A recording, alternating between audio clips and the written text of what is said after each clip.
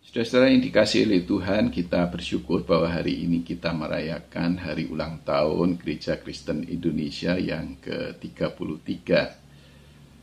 Ulang tahun menandakan sebuah gerakan. Gerakan itu bukti dari kehidupan. Meskipun orang biasanya membayangkan untuk manusia bahwa gerakan itu seperti sebuah garis yang makin menanjak, makin tinggi, dan bahwa pada titik tertentu ada kemapanan. Jadi kalau orang sudah mencapai banyak hal, disebut sudah mapan, seakan-akan sudah selesai. Tapi adakah hidup yang benar-benar mapan? Apalagi di zaman sekarang di mana perubahan-perubahan begitu cepat terjadi, perlu selalu melakukan improvisasi, bahkan siap untuk berubah, namanya adaptif terhadap keadaan yang berubah. Ya, orang juga bisa saja memulai sesuatu yang baru di usia yang relatif tua. Bisa mulai kuliah di usia 60-70 tahun. Mulai bisnis setelah pensiun. Ada banyak hal baru yang bisa dilakukan orang tanpa mengenal usia. Saudara-saudara, gerakan yang seperti ini bukankah mengingatkan kita juga akan Tuhan? Tuhan yang terus berkarya. Dan Tuhan tidak pernah menjadi terlalu tua untuk berkarya. Dan di dalam melakukan karyanya itu banyak hal-hal baru juga yang dihasilkan, yang ditemui oleh Tuhan sendiri, sebagaimana sampai dengan sekarang kita mengalaminya. Jadi kalau kita hidup di zaman komputer, di zaman digital seperti sekarang, kita tahu bahwa di zaman seperti ini juga Tuhan masih berkarya. Oleh sebab itu tugas kita sebagai gereja dalam hemat saya ada dua. Yang pertama adalah bahwa kita ikut serta di dalam penciptaan yang Tuhan lakukan. Dan itu berarti bergerak terus, tidak pernah berhenti. Nah, yang kedua adalah bahwa kita menjadi saksi bahwa Tuhan itu terus-menerus bekerja. Ya, kita memang membaca di Alkitab, Tuhan mencipta itu pada awal dunia ini. Tapi Alkitab juga menceritakan bahwa Tuhan terus bekerja setelahnya. Dan kita juga sebagai orang beriman meyakini sampai dengan sekarang ini pun Tuhan terus bekerja. Nah, bekerja bagi Tuhan adalah mencipta, berkreasi, menghasilkan sesuatu yang baru, memperbaiki yang rusak atau yang berhenti. Nah, dengan begitu maka ketika Tuhan mencipta, bekerja, ada pengharapan bahwa sesuatu itu tidak boleh berhenti, tidak boleh dibiarkan dalam keadaan mati atau rusak. Perlu diperbaiki, perlu diperbarui. Kata pengharapan itu sendiri sudah mencerminkan adanya tantangan, adanya kesulitan, adanya hambatan. Maka berharap berarti tidak berhenti di tengah kesulitan, hambatan, tantangan yang ada, mencari jalan, berkreasi secara kreatif untuk mengatasi kesulitan-kesulitan yang ada. Sekaligus juga karena kita tahu bahwa bekerja bagi Tuhan tidak sendiri. Dia melibatkan manusia, bahkan alam semesta.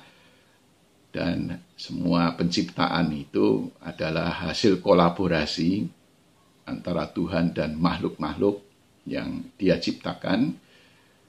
Maka terus bekerja tidak menyerah itu sama dengan mengupayakan kerjasama, kolaborasi antar berbagai pihak.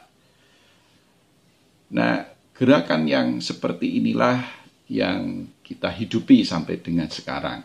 Di dalam batasan sebagai gereja, kita melihat bahwa gerakan penyatuan ini tidak berhenti sampai dengan antar GKI saja.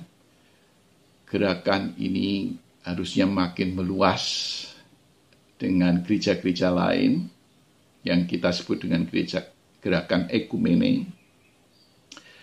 Tetapi ekumene di masa sekarang ini juga tidak dapat dibatasi hanya ekumene manusia. Harus merupakan juga ekumene yang melibatkan alam semesta, makhluk-makhluk bukan manusia. Seluas penciptaan oleh Tuhan itulah, demikian pula gerakan ekumene yang perlu kita lakukan. Maka kiranya di ulang tahun yang ke-33 ini semangat kita untuk berkolaborasi tidak dihentikan oleh kesulitan dan hambatan yang ada. Tidak ada kata menyerah, tidak ada kata bubar, jalan sendiri-sendiri. Sebaliknya, justru makin bersemangat untuk merangkul semua pihak dan menyadari tentang keterlibatan dari banyak pihak dalam kehidupan bersama kita. Gerakan yang seperti ini mungkin tidak ditujukan untuk kepentingan bersama, bukan untuk kepentingan diri kita sendiri.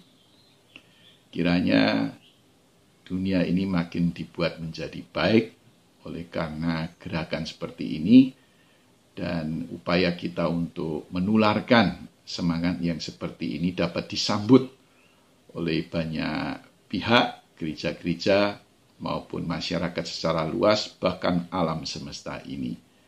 Biarlah kita selalu menjadi berkat, oleh karena kita sudah banyak menerima berkat daripada Tuhan, kita belajar untuk seperti Tuhan, menjadi berkat bagi semesta. Saudara-saudara yang dikasihi oleh Tuhan Yesus Kristus, kita patut bersyukur jika tahun ini kita diperbolehkan untuk merayakan HUT ke-33 penyatuan GKI. Gereja Kristen Indonesia lahir dari sebuah imajinasi tentang adanya kesatuan. Pertama-tama tentu kesatuan gereja, sebagaimana harapan Tuhan Yesus dalam doanya supaya mereka semua menjadi satu. Kita harus mengakui ada banyak kepelbagaian di tengah hidup ini. Kepelbagaian yang tampak dalam kehidupan terlalu rawan untuk dibiarkan begitu saja. Nafsu pengagungan diri mudah mencuat di tengah kepelbagaian dengan akibat peniadaan terhadap yang lain. Kalau ini yang terjadi, salahnya bukan terletak pada kepelbagaian yang ada di tengah hidup ini sendiri. Salahnya adalah keengganan untuk berimajinasi bahwa yang beragam itu juga terhubung satu dengan yang lain. Hubungan yang sebenarnya saling bergantung. Tetapi kebergantungan tersebut tidak selalu kasat mata. Maka butuh imajinasi untuk mengakui dan mengamininya. Selanjutnya, imajinasi tentang kesatuan hidup juga dibutuhkan untuk memajukan peradaban. Peradaban bisa maju jika manusia mampu menjawab tantangan dengan kreativitas. Saat ini GKI menghadapi berbagai tantangan. Tantangan itu sifatnya internal dan eksternal. Yang internal antara lain konflik-konflik antar kelompok dan antar individu. Tidak perlu malu untuk mengakuinya. Sekalipun semua menghayati panggilannya sebagai pelayan dan bertekad untuk melayani Tuhan dengan sepenuh hati. Namun karena alasan tertentu ada saja yang berkonflik. Penatua dengan pendeta, pendeta dengan pendeta, anggota jemaat dengan anggota jemaat dan sebagainya. Sebab konfliknya juga macam-macam. Mulai dari yang sepele atau seharusnya sepele, sampai dengan yang prinsip atau dikesankan sebagai prinsip. Apalagi di masa pandemi yang berkepanjangan ini semakin banyak orang yang gelisah, bahkan terganggu jiwanya. Teori konspirasi laku keras, sikap orang bisa menjadi ekstrim, situasi politik menjadi panas. Tidak hanya di Indonesia, di negara-negara lain juga begitu. Apakah GKI mampu menghadapi tantangan-tantangan tersebut secara kreatif? Tidak ada satupun yang bisa menjawab dengan kepastian. Potensi memang ada. Salah satunya adalah yang datang dari pengalaman selama 33 tahun ini. Pengalaman mengelola kesatuan telah membuahkan banyak kreativitas, dan itu adalah modal yang baik untuk menghadapi tantangan-tantangan di masa kini dan mendatang. Tetapi tidak ada yang dapat memastikan bahwa pengalaman yang sudah banyak itu akan membuat GKI mampu menjawab tantangan-tantangan di masa kini dan nanti. Maka tidak ada jalan lain selain melanjutkan imajinasi tentang kesatuan GKI. Imajinasi ini belum selesai dan mungkin juga tidak akan pernah selesai. Umat kekasih Tuhan, ulang tahun GKI hari ini kita rayakan masih dalam situasi pandemi yang penuh keterbatasan. Ibadah tatap muka, aktivitas gerejawi, dan kegiatan sosial kemasyarakatan dilakukan secara terbatas. Di satu sisi, keterbatasan dapat menantang kita menjadi lebih kreatif dan inovatif. Di sisi lain, keterbatasan dapat juga membuat kita menjadi pasif dan apatis. Apakah kehidupan bergereja kita di masa ini diwarnai dengan kreativitas dan inovasi? Tidak berhenti untuk terus berderap dalam karya dan kasih? Atau kehidupan bergereja menjadi redup dan dingin?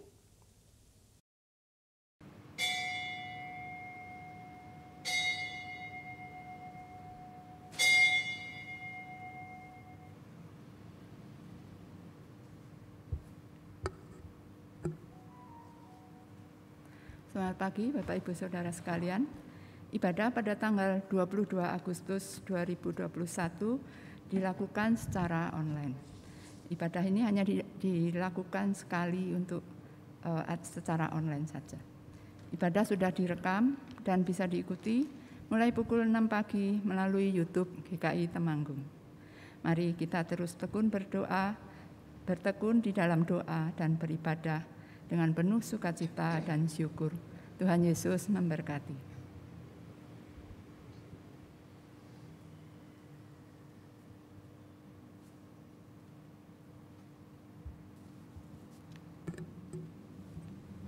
Selamat pagi, Bapak, Ibu, dan Saudara yang dikasihi oleh Tuhan. Shalom.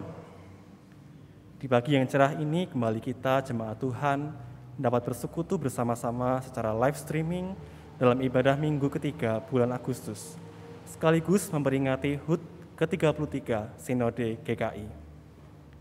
Kita patut bersyukur karena oleh kemurahan Tuhan, kita ada sebagaimana kita ada saat ini.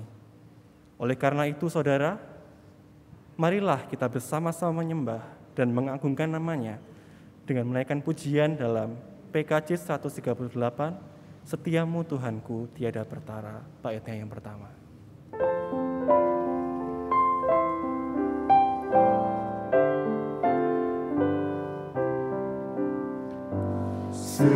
Setiamu Tuhanku tiada bertara, dikala suka di saat gelap, kasih-Mu Allahku tidak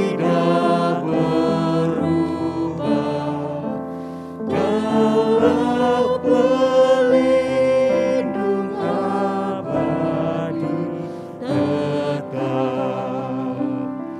Setiamu Tuhanku mengharu hatiku, setiap pagi bertambah jelas.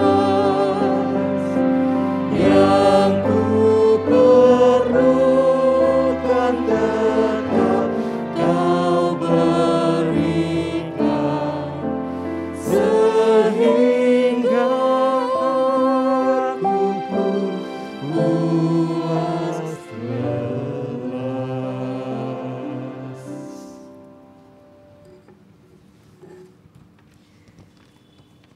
Ibadah ini berlangsung dalam pengakuan bahwa pertolongan kita adalah di dalam nama Tuhan yang menjadikan langit dan bumi, yang dengan kasih setianya tidak pernah meninggalkan perbuatan tangannya.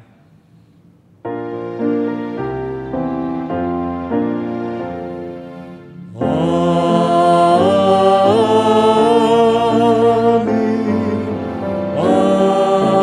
amin.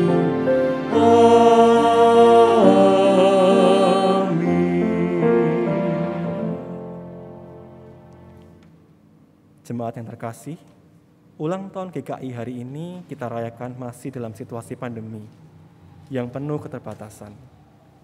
Ibadah tatap muka, aktivitas gerejawi, dan kegiatan sosial kemasyarakatan dilakukan secara terbatas.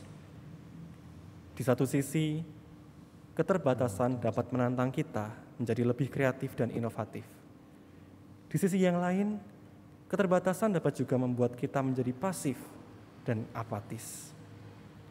Di momen-momen inilah seharusnya kita tetap bersyukur untuk segenap karya Tuhan dan kekuatannya yang senantiasa diberikan pada gereja kita hingga saat ini. Hanya karena pertolongannya sajalah gereja Tuhan mampu menjadi terangnya.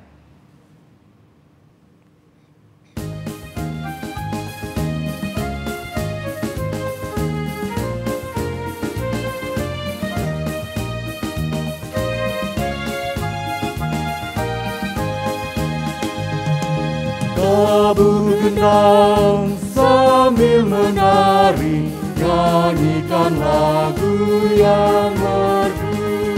Bunyikanlah gambus kecapi, mari memuji Allahmu. Karya besar yang agung benar, jadilah Tuhannya terhadap umatnya.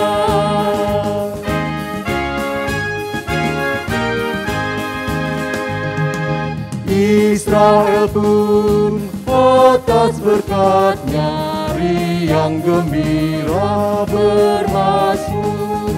Ikut serta kita percaya dan kepada-Nya bersyukur.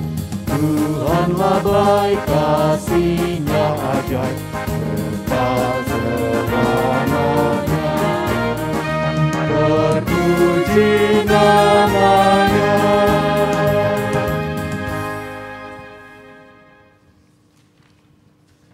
Saudara, marilah kita mengakui kelemahan dan kegagalan kita di hadapan Tuhan. Seraya bertanya kepada diri sendiri, sudahkah yang terbaik kuberikan kepada Yesus Tuhanku?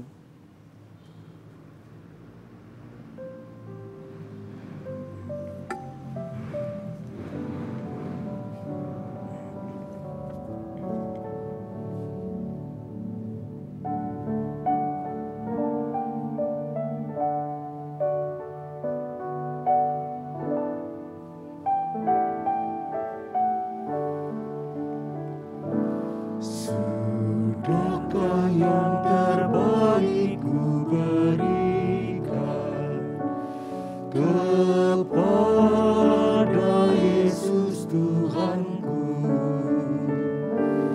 Besar pengorbanannya di Kalvari, diharapnya terbaik dariku. Berapa yang terhilang telah ku cari, dan ku lepaskan yang terbelenggu. Sudahkah yang terbaik ku berikan kepada Yesus Tuhanku? Saudaraku, marilah kita sejenak berdoa. Bapa Surgawi, ketika pandemi datang, kami hidup dalam keterbatasan. Namun tidak ada yang dapat membatasi kasih-Mu kepada kami. Pemeliharaanmu, penyertaan-Mu, dan penguatan yang daripadamu tetap kami rasakan. Kami sadar bahwa keterbatasan seharusnya tidak menjadi alasan bagi kami untuk tetap rindu bersekutu walaupun secara online. Keterbatasan bukanlah alasan untuk kami tetap berkarya di gereja maupun di tengah masyarakat. Namun demikian kami mengakui bahwa keterbatasan kerap membuat kami tidak lagi bergerak di dalam karya dan kasih. Ampunilah kami jika kami menjadi malas berbakti, jika kami menjadi enggan untuk melayani-Mu, jika kami menjadi berhenti mengasihi. Mampukanlah kami sebagai gereja-Mu untuk tetap rindu bersekutu, tetap berderap bersama dalam melayani dan mengasihi. Inilah pengakuan dan permohonan yang kami naikkan dalam nama Tuhan kami, Yesus Kristus. Amin.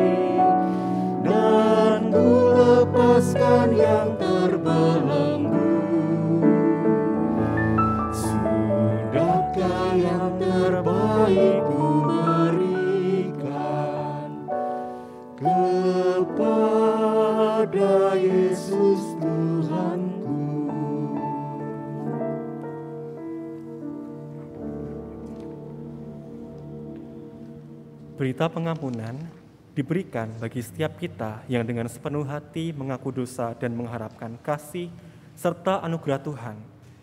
Di dalam 1 Yohanes 4 ayatnya yang ke-16, 19, dan 21 tertulis demikian. Allah adalah kasih, dan barang siapa tetap berada di dalam kasih, ia tetap berada di dalam Allah, dan Allah di dalam dia. Kita mengasihi karena Allah lebih dahulu mengasihi kita. Dan perintah ini kita terima dari Dia. Barang siapa mengasihi Allah, ia harus juga mengasihi saudaranya. Demikianlah berita anugerah dari Tuhan. Syukur kepada Allah. Salam damai.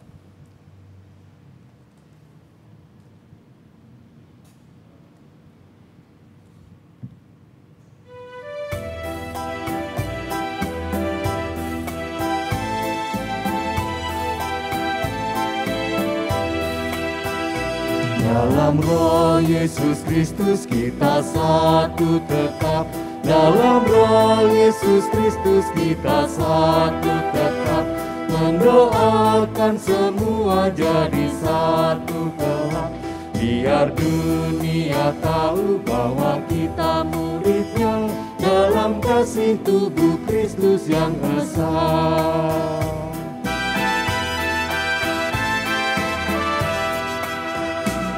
Kita jalan bersama bergandengan erat. Kita jalan bersama bergandengan erat. Menyiarkan berita bahwa Tuhan dekat. Biar dunia tahu bahwa kita murid-Nya dalam kasih tubuh Kristus yang esa.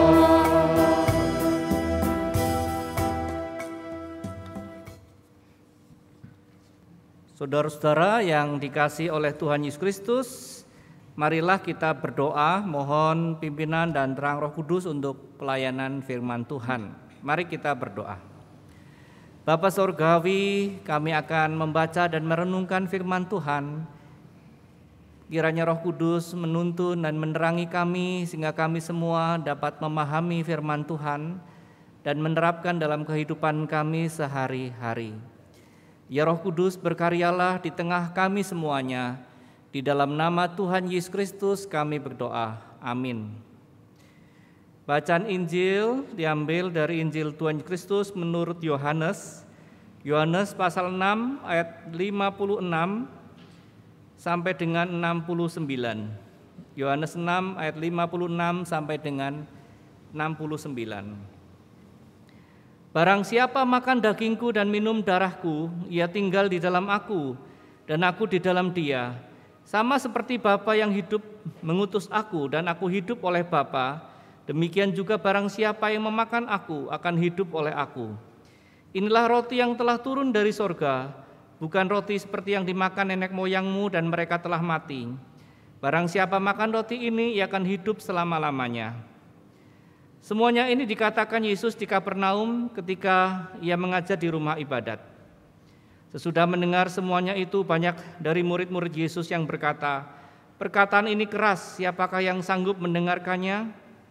Yesus yang di dalam hatinya tahu bahwa murid-muridnya bersungut-sungut tentang hal itu, berkata kepada mereka, "Adakah perkataan itu menggoncangkan imanmu?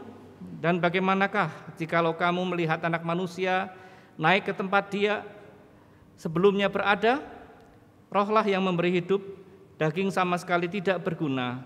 Perkataan-perkataan yang kukatakan kepadamu adalah roh dan hidup.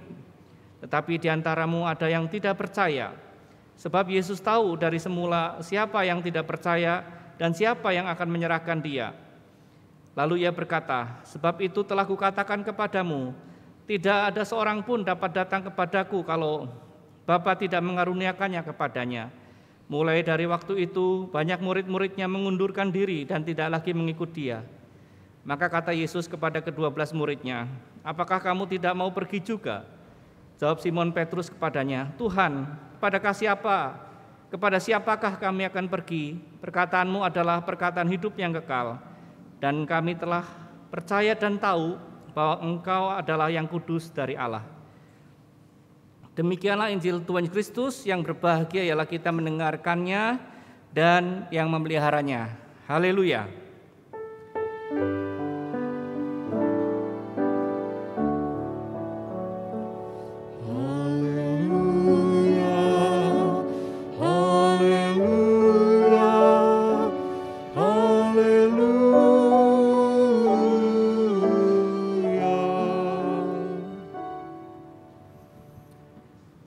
Shalom, saudara-saudara yang terkasih dalam Tuhan Yesus Kristus.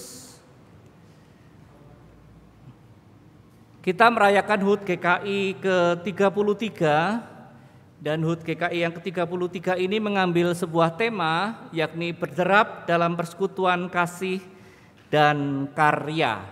Kita akan bersama-sama merenungkan tema ini. Saat ulang tahun, saudara, kita belajar untuk merenungkan tentang relasi atau persekutuan kita dengan Tuhan dan sesama. Kita mencoba berefleksi, mengevaluasi persekutuan kita dengan Tuhan dan juga dengan sesama. Inilah yang akan kita coba renungkan. Untuk membantu perenungan ini, saudara, saya memakai sebuah pengalaman, yakni pengalaman di tempat wisata yang banyak monyetnya. Saudara-saudara mungkin pernah pergi ke tempat wisata yang di tempat wisata itu ada banyak monyetnya. Fokus monyet, saudara, adalah barang bawaan kita, khususnya makanan yang kita bawa. Ia tidak peduli sama sekali dengan yang membawanya, yakni kita semua. Bahkan ia sering menyerobot apa yang kita pegang, merampas apa yang kita bawa. Sudah dapat, ia pergi. Ia tidak peduli dengan yang memberi. Ia tidak peduli dengan yang punya bawaan. Yang penting aku dapat bungkusan. Yang penting aku dapat makanan. Dia sama sekali tidak memperhatikan siapa yang membawa. Yang penting adalah apa yang ia bawa. Saudara-saudara yang terkasih dalam Tuhan, dalam bacaan kita tadi, Yohanes 6 ayat 66, kita melihat mulai dari waktu itu banyak murid-muridnya mengundurkan diri dan tidak lagi mengikut dia. Kalau kita perhatikan, saudara, sebelum ayat itu, khususnya Yohanes 6 ayat 26, di sana dikatakan kamu mencari aku karena kamu telah makan roti dan kamu kenyang. Saat orang banyak itu membutuhkan makanan, mereka datang kepada Yesus. Berbondong-bondong mengikut Yesus, mencari Yesus. Tapi untuk mendapatkan makanan, untuk mencari roti, untuk mencari berkat. Mereka juga ingin berkat-berkat lain yang lebih bersifat materi, ingin menjadikan Yesus sebagai raja duniawi yang bisa membebaskan mereka dari penjajahan Romawi dan juga mungkin bisa memberikan banyak hal lagi kepada mereka.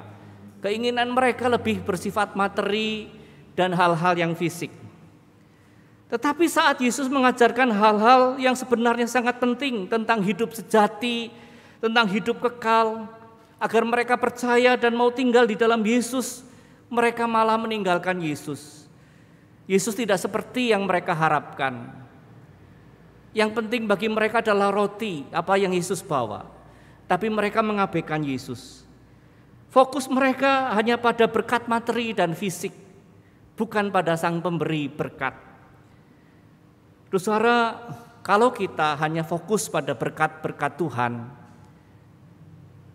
apakah kita tidak mirip seperti monyet di tempat wisata dan kita mudah mengabaikan Tuhan? Begitu Tuhan tidak memberikan berkat pada kita, Tuhan tidak adil.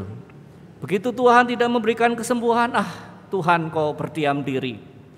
Kita mudah meninggalkan Tuhan karena fokus kita adalah berkat, bukan Sang Pemberi berkat itu.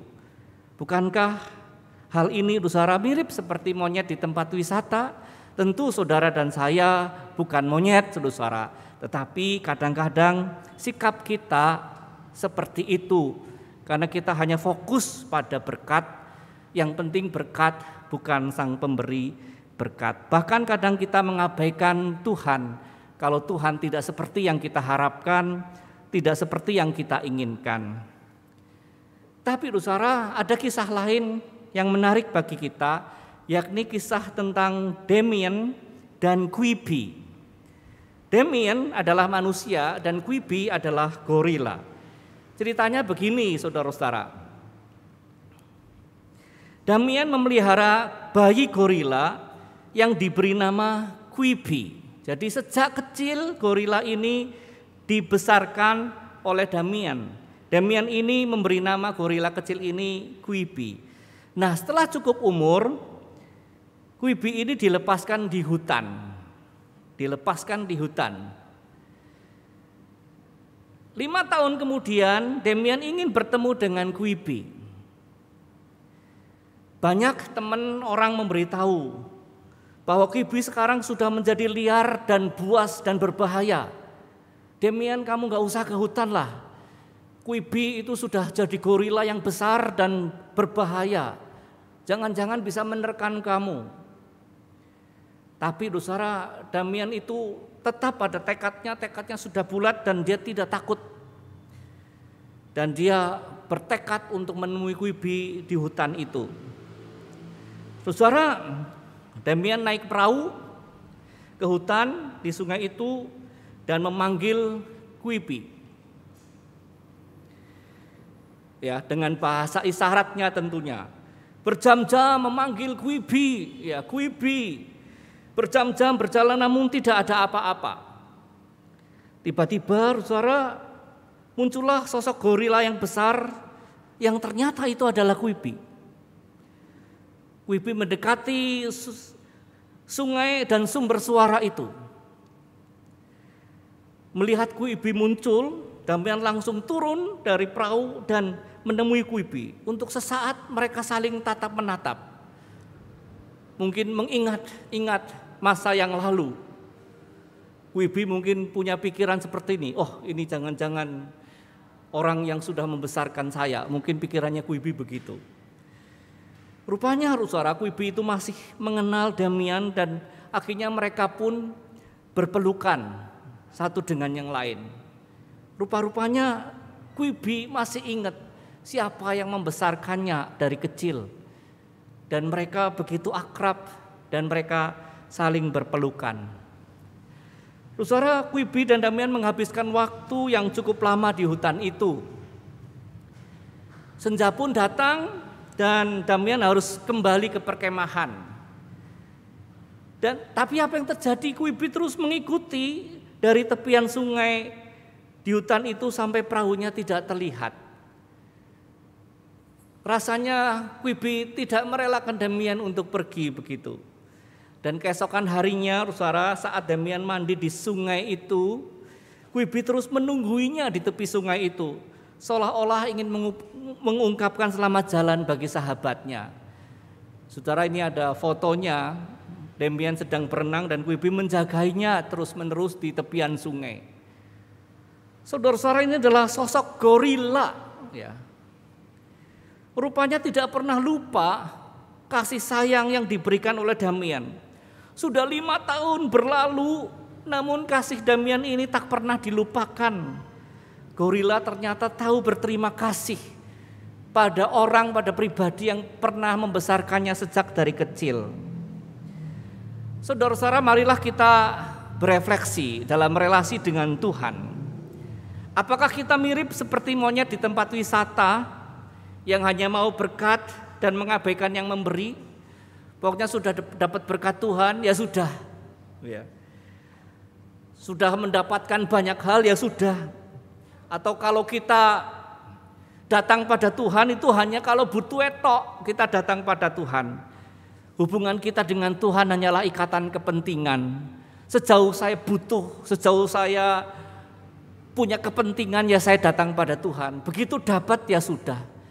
Tuhan hanya sebagai alat untuk memenuhi kebutuhan dan kepentingan dan keinginan diri saya sendiri. Atau saudara, kita seperti gorila Quibi dalam relasinya dengan Damian. Ada ikatan kasih. Walaupun sudah 5 tahun tidak berjumpa, tapi gorila Quibi ini tetap ingat, dulu orang ini membesarkan saya dan saya tidak pernah lupa. Saya ingin memeluknya, saya ingin menemaninya. Gorila, saudara, tapi bisa tahu orang yang sudah mengasihinya. Kadang-kadang, saudara, kita malu, kadang-kadang kita kalah dari gorila Quibi. Betapa Tuhan sudah memberi kasih pada kita, sudah menyelamatkan kita, memelihara kita. Kasih Tuhan sudah tidak terbatas kita alami. Tapi kadang kita hanya fokus pada apa yang diberikan Tuhan, tapi tidak fokus pada Tuhan yang memberi. Mari kita renungkan lagi, saudara, apa yang Tuhan berikan pada kita. Belas kasih Kristus itu tampak dalam karya nyata. Dalam kehidupannya dia memberikan dirinya bagi manusia. Pertanyaannya adalah bagaimana respon kita? Dalam Yohanes 6 ayat 56 di sana dikatakan, barang siapa makan dagingku dan minum darahku, dia tinggal di dalam aku dan aku di dalam dia.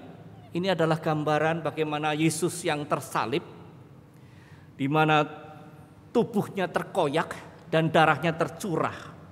Dia menjadi roti yang terpecah dan darahnya tercurah.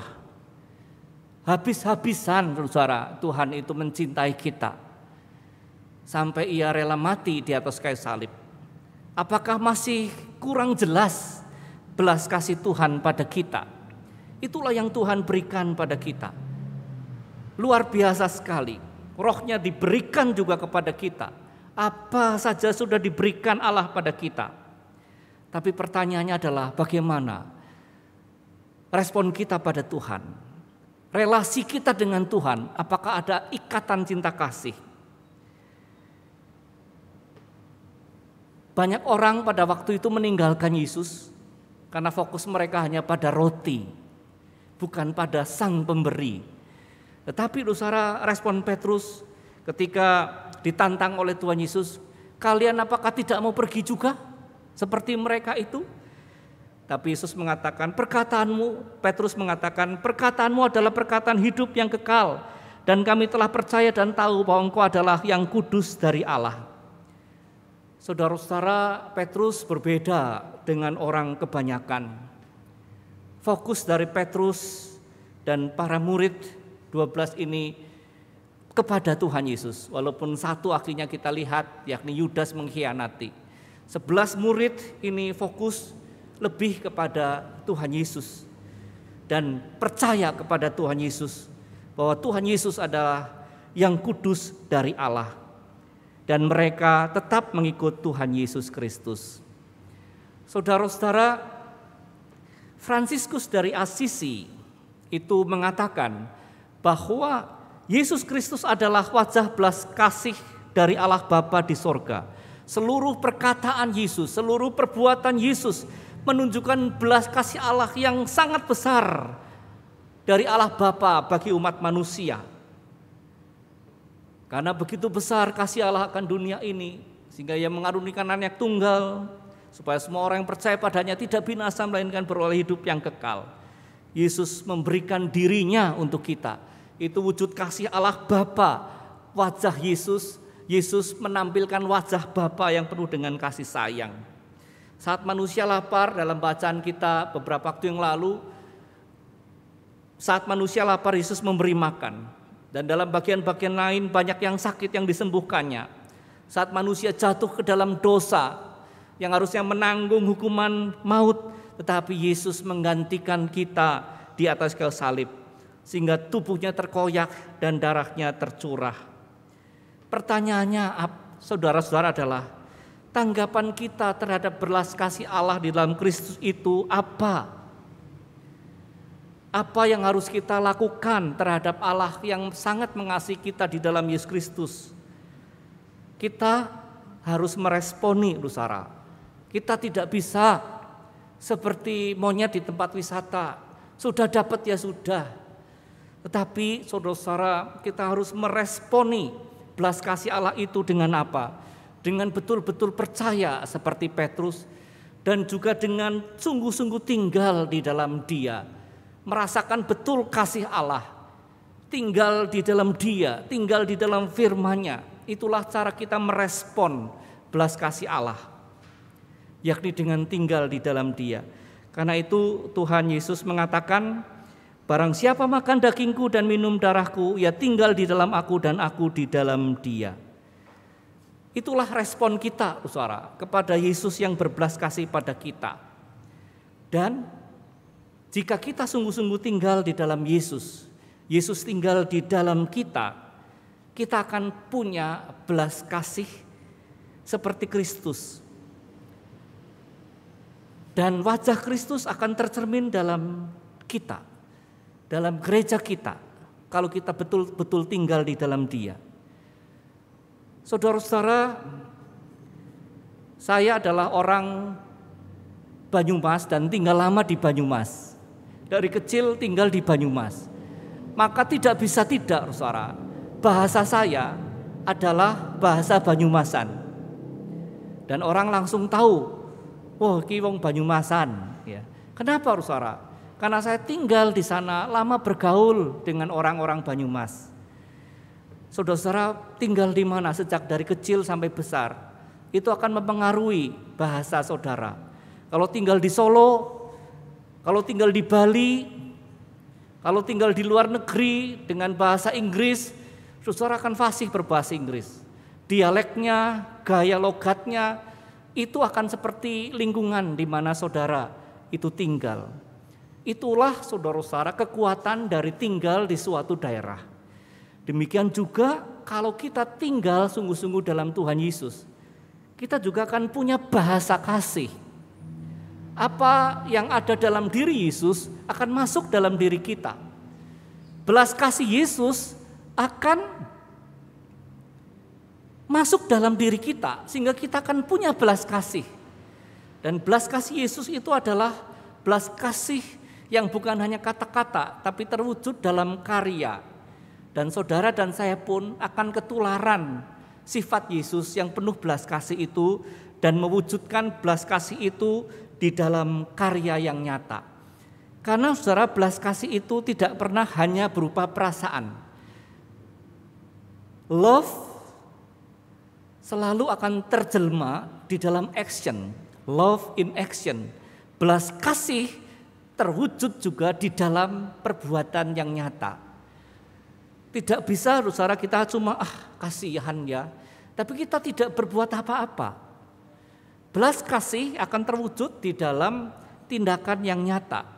Kalau kita lihat perumpamaan tentang orang Samaria yang murah hati, dia tergerak oleh belas kasihannya menolong orang yang dirampok.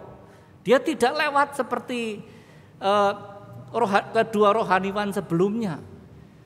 Inilah yang dinamakan love in action, belas kasih yang terwujud di dalam tindakan yang nyata.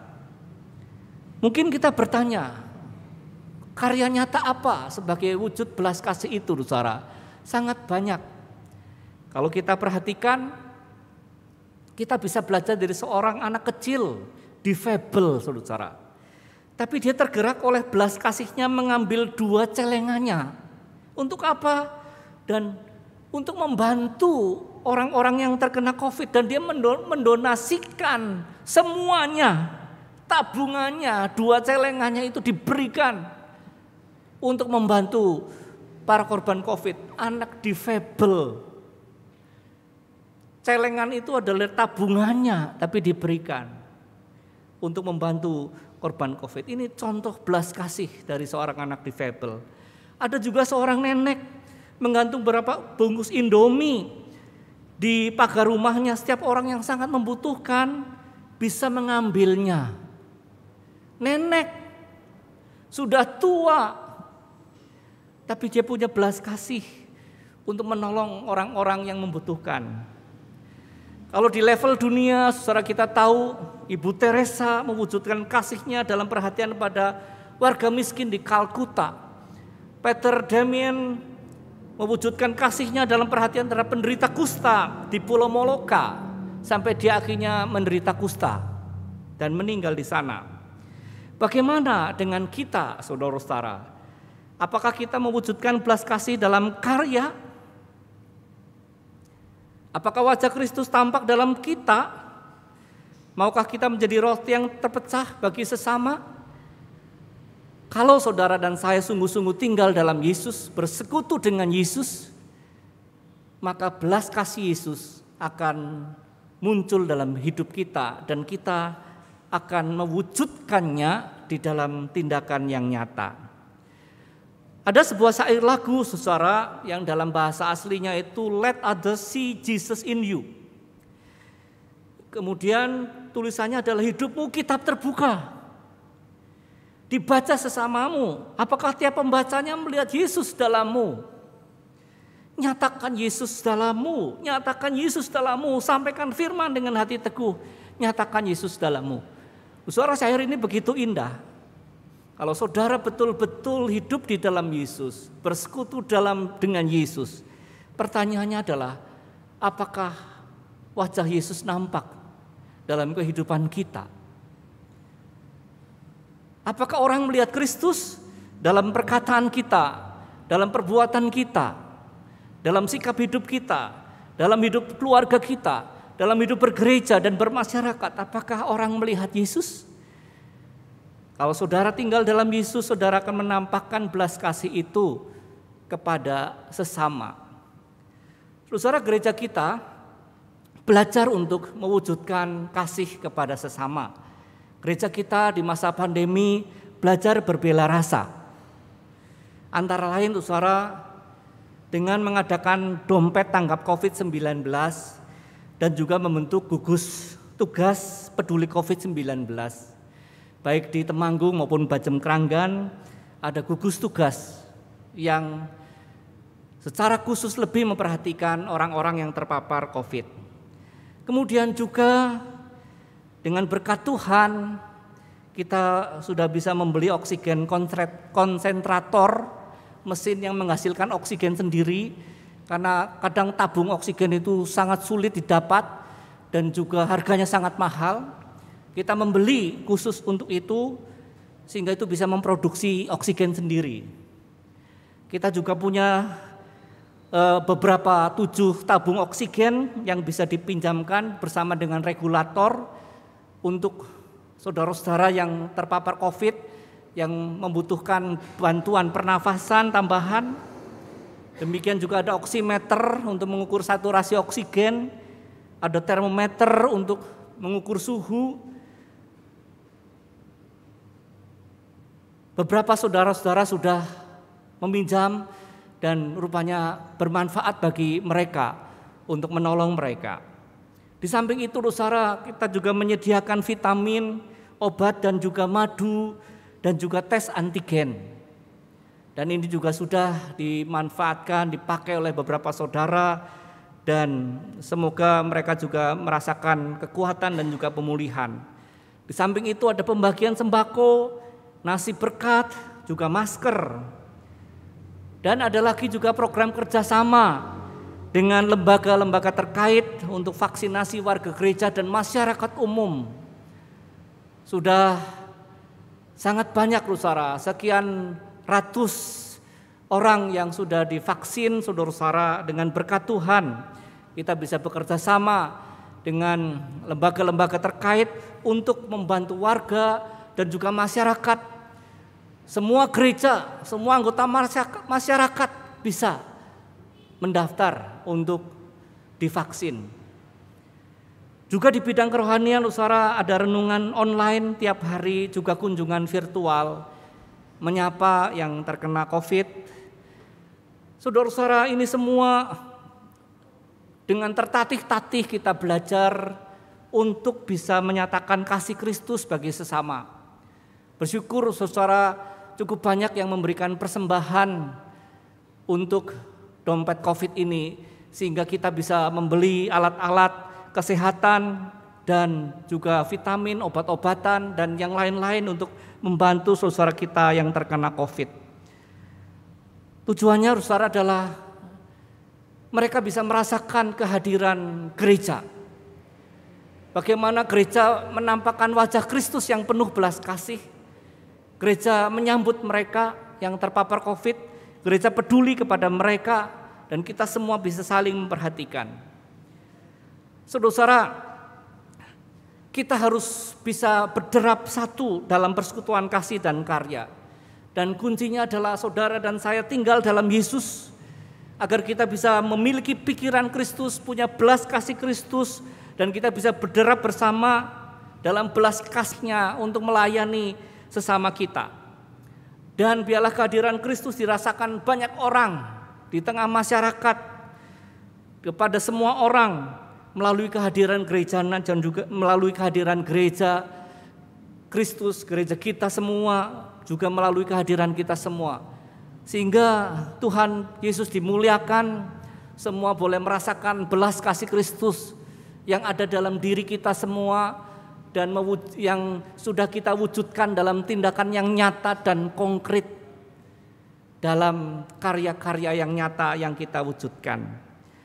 Saudara-saudara yang terkasih dalam Tuhan, marilah kita berderap satu untuk menyatakan belas kasih Kristus dalam karya nyata, sehingga wajah Kristus, belas kasih Kristus itu bisa tampak melalui hidup kita dan menyentuh hati sesama kita.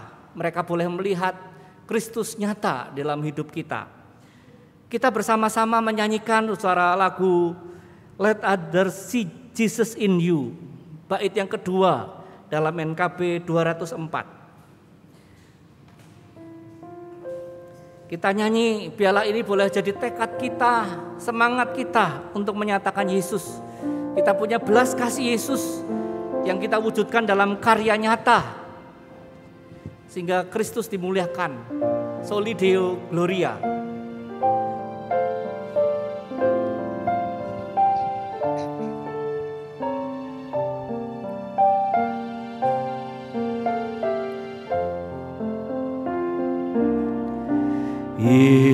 Hidupmu kitab terbuka, dibaca sesamamu.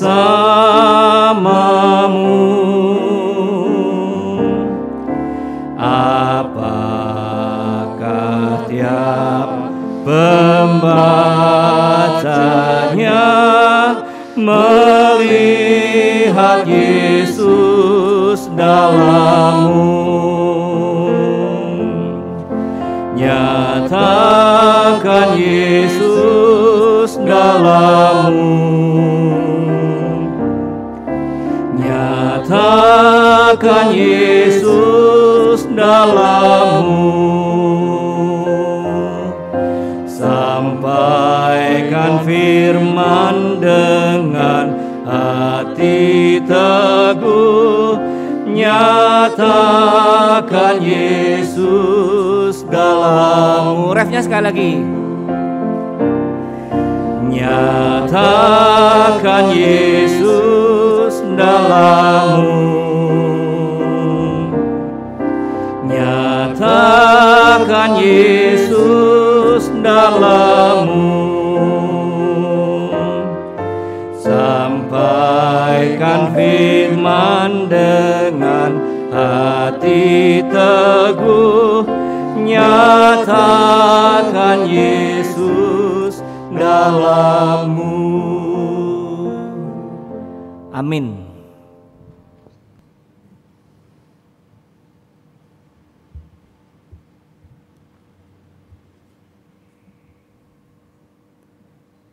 Mari kita berdiri bersama dengan umat Tuhan di sepanjang abad dan tempat. Mari kita mengucapkan pengakuan iman kita menurut pengakuan iman Rasuli. Aku percaya kepada Allah, Bapa yang Maha Kuasa, Khalik langit dan bumi, dan kepada Yesus Kristus, Anaknya yang tunggal, Tuhan kita, yang dikandung dari Roh Kudus, lahir dari anak darah Maria, yang menderita sengsara di bawah pemerintahan Pontius Pilatus, disalibkan, mati dan dikuburkan, turun ke dalam kerajaan maut. Pada hari yang ketiga, bangkit pula dari antara orang mati, naik ke surga, duduk di sebelah kanan Allah, Bapa yang Maha Kuasa. Dan dari sana Ia akan datang untuk menghakimi orang yang hidup dan yang mati. Aku percaya kepada Roh Kudus, gereja yang kudus dan am, persekutuan orang kudus, pengampunan dosa, kebangkitan orang mati, dan hidup yang kekal. Amin. Persilakan duduk. Saudara yang terkasih dalam Tuhan, marilah kita menaikkan doa-doa syafaat kita. Bapa dalam sorga, kami bersyukur untuk firman Tuhan yang boleh kami dengar. Di hari ulang tahun GKI yang ke-33, kami boleh merenungkan akan kualitas persekutuan kami dengan Tuhan dan juga dengan sesama. Tuhan, ampunilah kami, kadang kami dengan Tuhan hanya punya ikatan kepentingan. Sejauh kami butuh, kami datang pada Tuhan, dan kami hanya fokus pada berkat-berkat-Mu, bukan fokus pada Engkau ya Tuhan sebagai Sang Pemberi. Ampuni kami ya Tuhan, kami kurang punya relasi yang erat dengan Tuhan, menjalin persekutuan yang erat dengan Tuhan, sehingga sifat-sifat Tuhan, belas kasih Tuhan tidak terjelma dalam hidup kami, dan kami pun kurang mewujudkan belas kasih itu dalam karya nyata bagi sesama. Kami berefleksi dan mengevaluasi diri betapa hubungan kami dengan Tuhan seringkali tidak dekat, hubungan kami dengan Tuhan tidak akrab, sehingga sering belas kasih Kristus tidak tampak dalam hidup kami. Kadang kami justru diwarnai dengan kebencian satu dengan yang lain, iri hati, kesombongan, merendahkan orang lain. Kami tidak berelasi erat satu dengan yang lain juga, karena kami kurang belas kasih Kristus. Ampuni kami ya Tuhan, sehingga kadang yang tampak bukan wajah Kristus ya Tuhan. Yang tampak dalam hidup kami adalah wajah keegoisan, wajah pementingan diri, wajah kebencian, bukan wajah belas kasih-Mu Tuhan. Ampuni kami ya Tuhan, mampukan kami ya Tuhan untuk bersatu dalam satu derap di dalam kasih dan karya-Mu, untuk menolong saudara-saudara kami yang membutuhkan pertolongan. Tolonglah kami ya Tuhan. Saat ini Tuhan, kami ingin berdoa untuk saudara kami yang sakit dan lansia, untuk Bapak Tan Chin Hok, Bapak Hartanto, Bapak Waluyo, Bapak Hendra Gunawan, Ibu Lydia, Ibu Vivi, Ibu Rohani, Ibu Masnita Tobing, Bapak Hari Nugroho, Bapak Sutardi, Bapak Adiel Rahmanto, Ibu Budi Santoso, Ibu Jati Utami, anak Miracle Virgilim, Ibu Vika Yolanda, Bapak Chan Hok Peng, Ibu Cato Yohana, anak Leonel Axel, Ibu Martinus Jus Wilemon, Bapak dan Ibu Teping Cui, Ibu Diolanio, Bapak dan Ibu Chris Ben Hur. Kami percaya Tuhan Engkau mengasihi mereka dan Tuhan menjamah dan memberikan pemulihan kepada mereka. Kami juga berdoa ya Tuhan untuk saudara-saudara kami yang berulang tahun dari tanggal 16 sampai dengan 22 Agustus 2021 ini. Kiranya Tuhan memberkati agar mereka semua dengan bertambahnya usia semakin bijaksana, semakin dipenuhi dengan belas kasih-Mu untuk bisa menjadi berkat bagi banyak orang, sehingga hidupnya boleh berarti, semakin berarti dengan bertambahnya usia. Saat ini ya Tuhan, kami juga ingin berdoa untuk penjaringan penatua. Kami berdoa Tuhan agar banyak yang tergerak untuk melayani Engkau, melayani jemaat-Mu dengan menjadi penatua, tergabung dalam kemajelisan untuk mengasihi-Mu dan mengasihi sesama. Kami yakin Tuhan Engkau yang menggerakkan hati saudara-saudara kami untuk melayani-Mu, untuk melayani sesama, untuk membalas cinta kasih-Mu yang besar, untuk bisa menjadi berkat bagi semua. Kami tetap berdoa Tuhan untuk kegiatan gereja-Mu, untuk pemahaman Alkitab tiap Kamis, juga acara-acara yang dilaksanakan secara online melalui Zoom meeting, entah itu PA maupun pertemuan-pertemuan lain, kegiatan dari anak sampai lansia, kiranya Tuhan juga memberkati. Kami yakin Tuhan Engkau selalu memberkati gereja-Mu sehingga di tengah pandemi ini boleh semakin maju dan berkembang. Demikian juga untuk Sekolah Masehi Temanggung, biarlah boleh semakin maju dan berkembang. Di tengah pandemi ini, biarlah Sekolah Masehi tetap bertumbuh dan berkembang, semakin kreatif, semakin inovatif. Kami yakin Engkau memberkatinya. Kami juga berdoa ya Tuhan untuk saudara-saudara kami yang berduka cita, untuk keluarga dari almarhum Bapak Yohanes Suparno atau Bapak Jo Ingkwi yang Tuhan panggil pada Jumat 13 Agustus yang lalu. Kiranya Tuhan memberi kekuatan pada keluarga berduka cita ini. Juga untuk keluarga dari almarhum Ibu Oswatnyo, kami yakin Tuhan Engkau juga memberkati keluarga yang berduka cita ini sehingga mereka juga dikuatkan, dihibur. Demikian juga untuk keluarga dari Bapak Harjito, kami yakin Tuhan Engkau mengasihi dan memberkati keluarga ini. Kami juga berdoa Tuhan, adik dari Bapak Mingsui, kami yakin Tuhan Engkau juga memberi kekuatan dan penghiburan pada keluarga yang berduka cita. Selanjutnya Tuhan, kami ingin berdoa juga untuk program Dompet Tanggap COVID-19 yang terus berjalan. Kami bersyukur Tuhan karena dukungan-dukungan untuk peduli COVID sungguh nyata dan banyak orang tergerak untuk ikut untuk ikut berkontribusi, untuk berperan serta di dalam membantu saudara-saudara yang terpapar COVID. Kami yakin Engkau semakin memberkati kepedulian ini.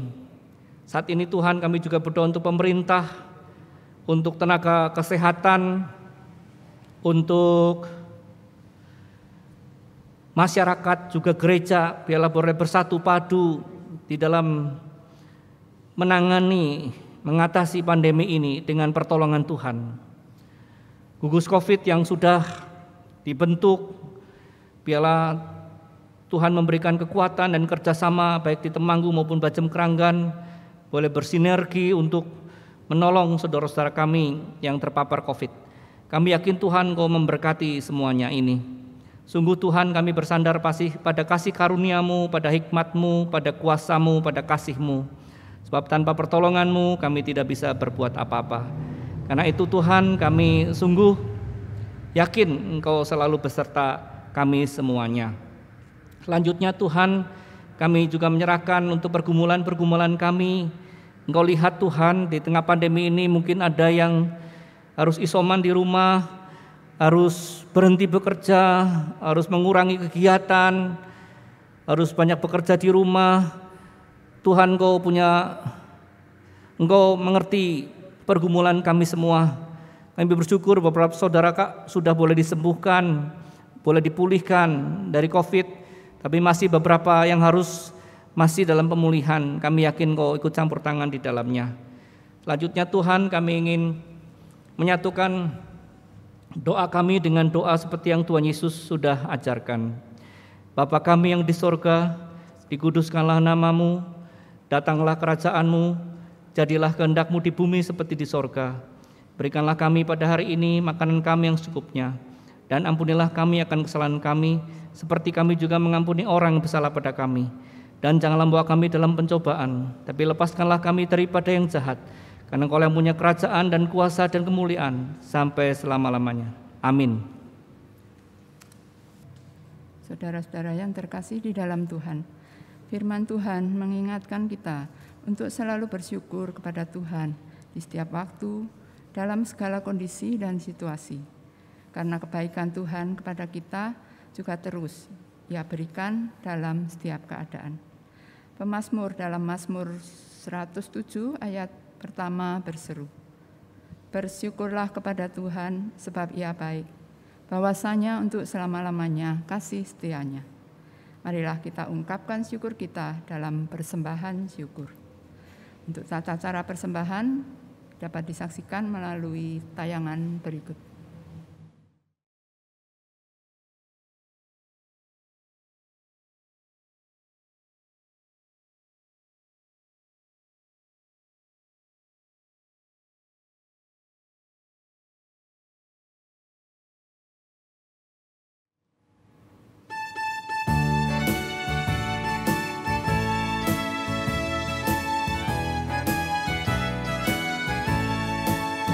Berlimpah sukacita di hatiku, di hatiku, di hatiku, berlimpah sukacita di hatiku, tetap di hatiku.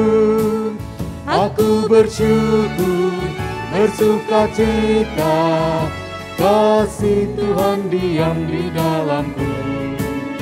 Aku bersyukur, bersukacita, kasih Tuhan diam di dalamku.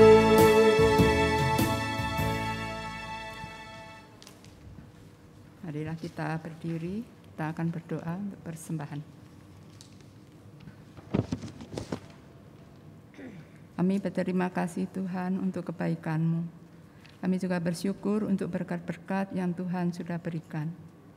Saat ini kami memberikan persembahan kami, kiranya Tuhan sucikan persembahan ini agar berkenan di hadapan-Mu dan boleh berguna untuk gereja-Mu di tempat ini.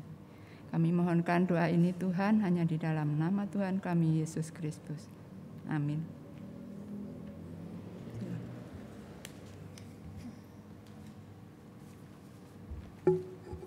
Saudaraku, marilah kita sebagai gereja Tuhan semakin mempererat tali kasih antar sesama, saling membangun dalam kebaikan, serta bersatu dalam memancarkan terangnya dalam segala keadaan.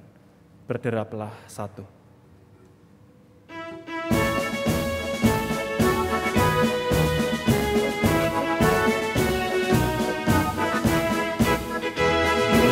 Berderaplah satu, bertegang langkahmu, dunia panggilannya, berjuangkan kasihnya, bergandengan erat, rintanganmu berat, memasyurkan berita, berdamaian berkat.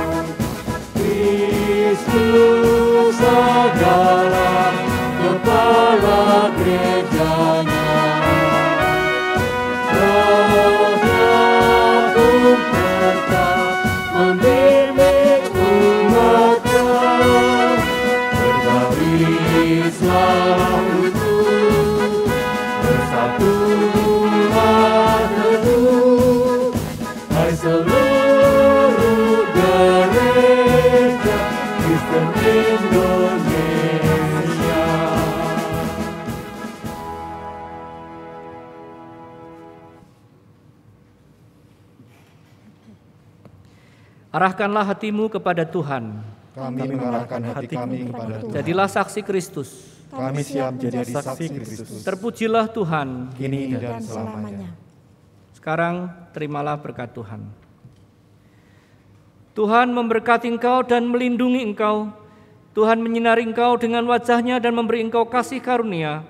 Tuhan menghadapkan wajah-Nya kepadamu dan memberi engkau damai sejahtera. Haleluya. Amin.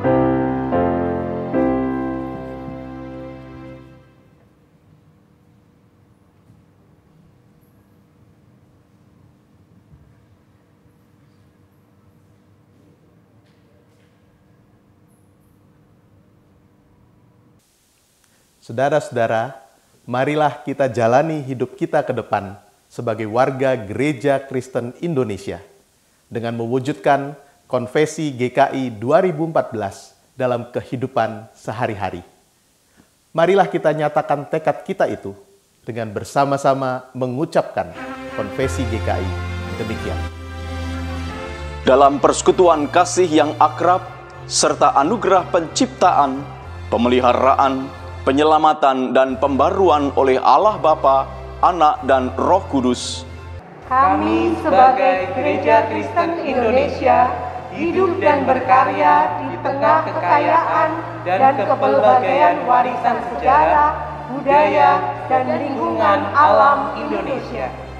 Kami percaya kepada Allah yang dipanggil Bapa oleh Yesus Kristus, yang di dalam kasih dan kuasa-Nya menciptakan semesta alam, yang memelihara dan mengelola dengan baik lingkungan alam seperti pemilik taman, yang merawat dan menjaga anak-anaknya seperti ibu atau bapa, yang mengundang dan memanggil kami untuk berperan serta dalam pekerjaan-pekerjaannya yang baik.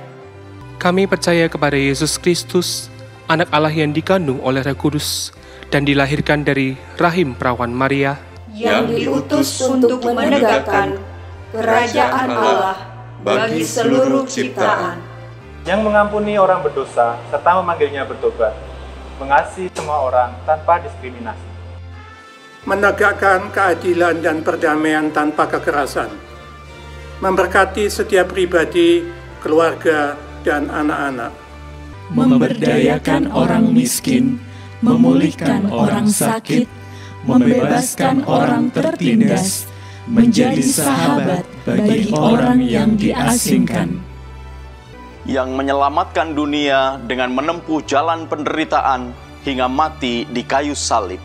Dan pada hari yang ketiga dibangkitkan dari kematian, agar kami bebas dari kuasa dosa dan maut.